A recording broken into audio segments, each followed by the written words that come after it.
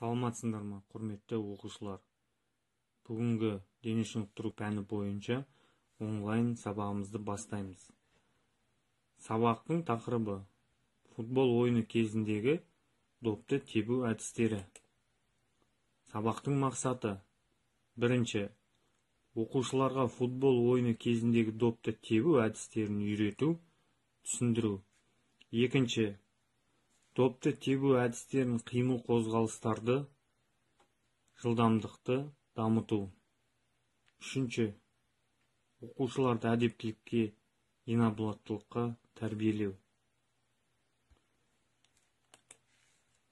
Сабағымызды бастамас бұрын техникалық қауіпсіздік ережелерімен танысу. Үй жағдайында жаттығулар орындау кезіндегі қауіпсіздік ережелері. Бірінші, жаттығуларды орындауға арнайы орын таңдау. Екінші, жаттығуларды орындау орнының тазалығы. Үшінші, жаттығуларды орындау кезінде кедергі болатын заттарды алып тастау. Төртінші, денені қыздырынбай жаттығуларды орындамау. Келесі, жалпы дамыту жаттығуларын жасаймыз.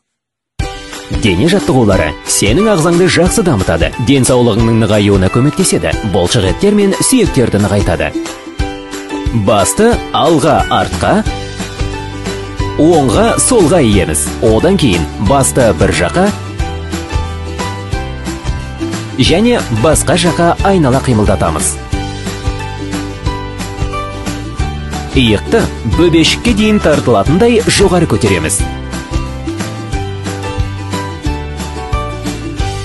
Қолдарды жан-жақтан, алақандарды ішке қаратып жоғары көтереміз. Аяқты ұшымен артқа қарай жылжытамыз. Жақсылап бүкілеміз.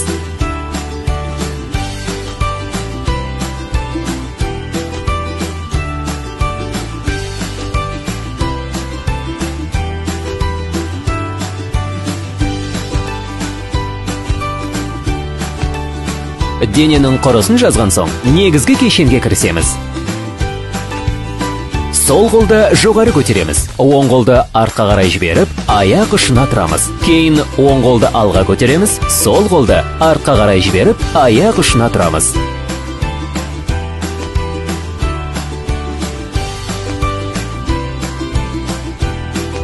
Кеудені жерден көтереміз. Қолдарды жазып, дем аламыз, бүгіп, дем шығарамыз.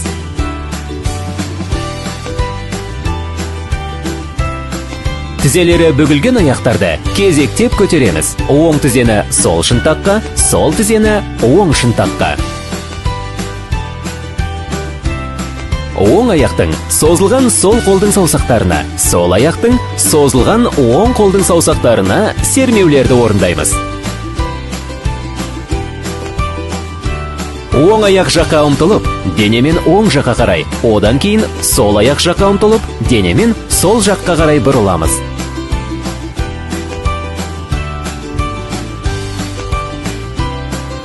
Оң аяқ жаққа ұмтылып, тізерлей отырамыз. Сол аяқ жаққа да солай жасаймыз. Қолдарды жан жаққа көтереміз. Бір мезгілде сол аяқ жаққа алшақ ұмтыламыз. Басқа да жаққа солай қозғаламыз. Тізерлей отырғанда дем шығарамыз, жазылғанымызда дем аламыз. Екі аяқта секіреміз. Тез шапшаңдықпен дем алуымыз бір қалыпты. Денені аздап оң жаққа бұрып, оң аяққа еңкейеміз. Кейін жазылып, басқа жаққа да қайталаймыз. Еңкейгенде дем шығарамыз, жазылғанда дем аламыз.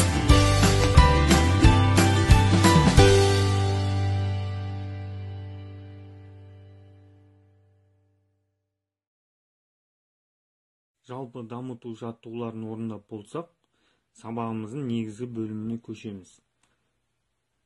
Негізгі бөлімде орындалатын әдістер.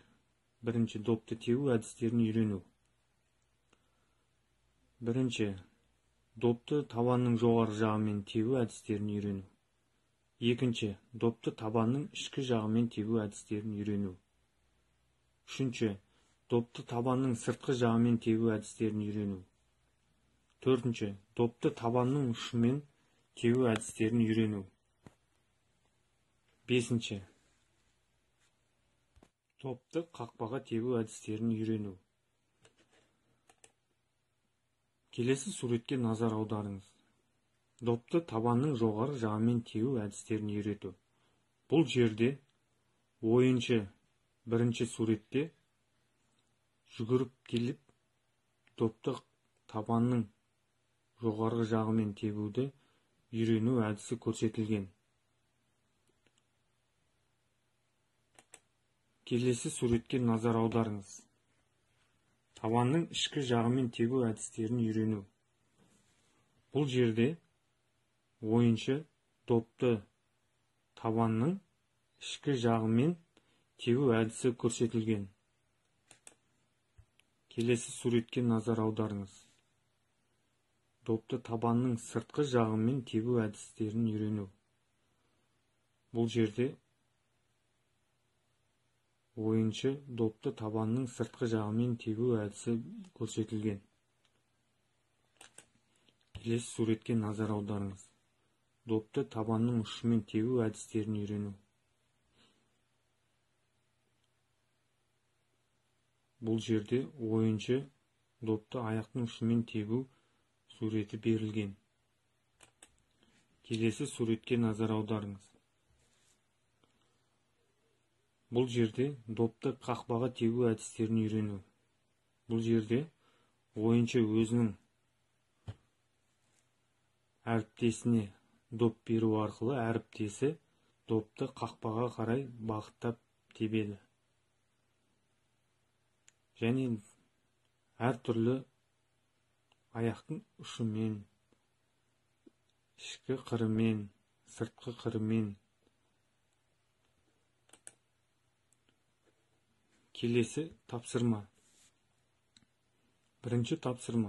Допты тебу әдісінің қанша түрін білесің? Екінші тапсырма. Допты тебу кезінде қандай әрекеттер жасау керек? Үшінші тапсырма. Допты қақпаға қандай қашықтықтан тепкен тиімді? Төртінші тапсырма. Қазақстанда алдыңғы қатардағы қандай футбол командаларын білесің?